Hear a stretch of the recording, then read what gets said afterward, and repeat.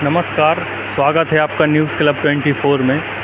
आज हम आपको एक ऐसी कहानी सुनाते हैं जिसको सुनकर आपके रोंगटे खड़े हो जाएंगे।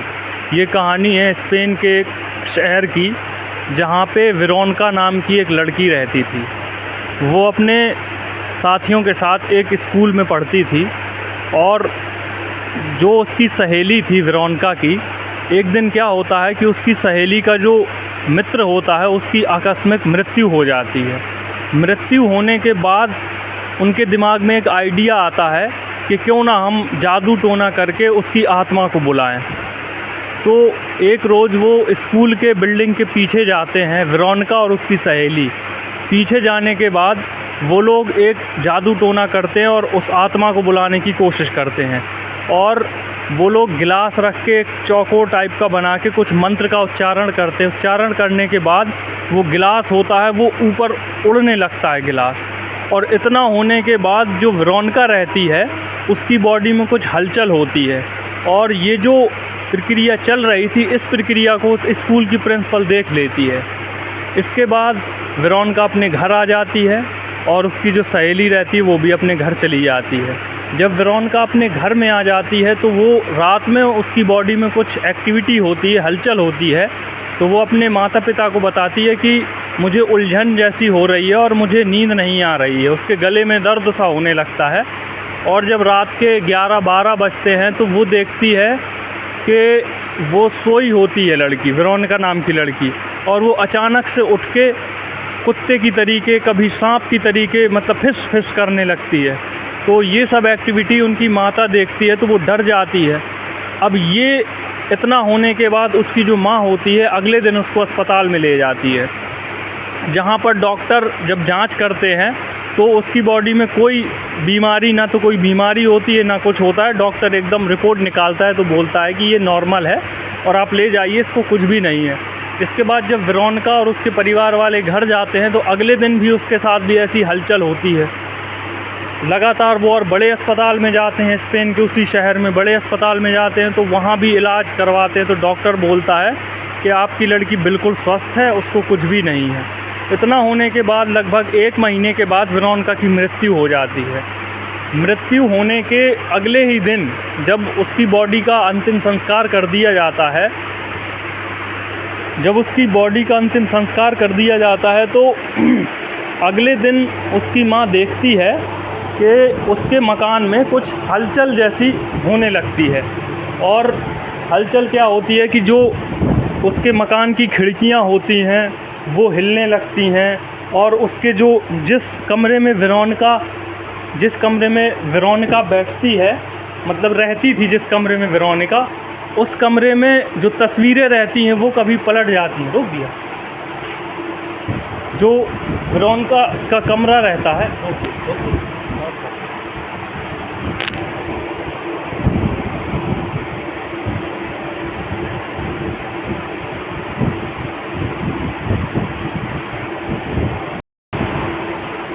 जिस कमरे में वेरोनिका रहती थी उस कमरे में अचानक से हलचल होने लगती है।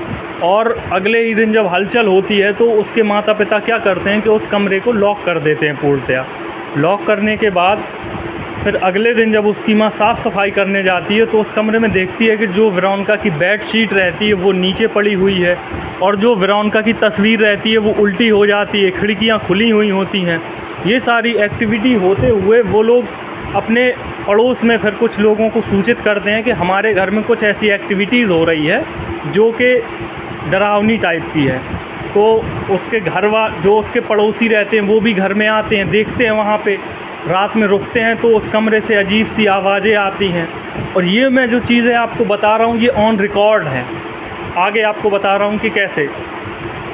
जब वो, और उस कमरे में एक ख़ासियत ये रहती है कि उस कमरे में ठंडक रहती है, हल्की सी ठंडक रहती है। और अगर आप कमरे के बाहर जाते हैं तो वहाँ का वातावरण एकदम चेंज रहता है।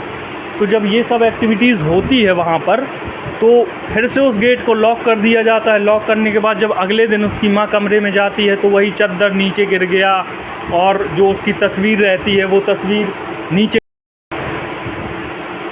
तुम बोलते रहना, हम कैमरा मूव करा देंगे। हाँ ठीक, कोई दिक्कत नहीं। जब उसके घर में हलचल होने लगती है तो वो रात में देखते हैं उनके माता पिता कि जो जहाँ पे वेरोनिका लेटती थी, जो वेरोनिका का कमरा था, उस कमरे में जो जिसमें बिस्तर था उसका कंबल नीचे गिर जाता था, और जो उसकी तस्वीर लगी थी कमरे में वो कभी उल्टी हो जाती, और जो कमरे की खिड़कियां रहती वो खुल जाती। उस कमरे के टेम्परेचर में भी परिवर्तन हुआ, उस कमरे में ठंडक रहती थी। अगर आप कमरे के बाहर जाते हैं तो उसमें कमरे के आप अगर बाहर जाते हैं कमरे के अगर आप बाहर जाते हैं तो वहाँ का वातावरण गर्म रहता है, वहाँ का गर्म रहता है वातावरण। तो ये सब जानकारी जब चलता रहता है तो उसके माता पिता पड़ोस में सूचित करते हैं।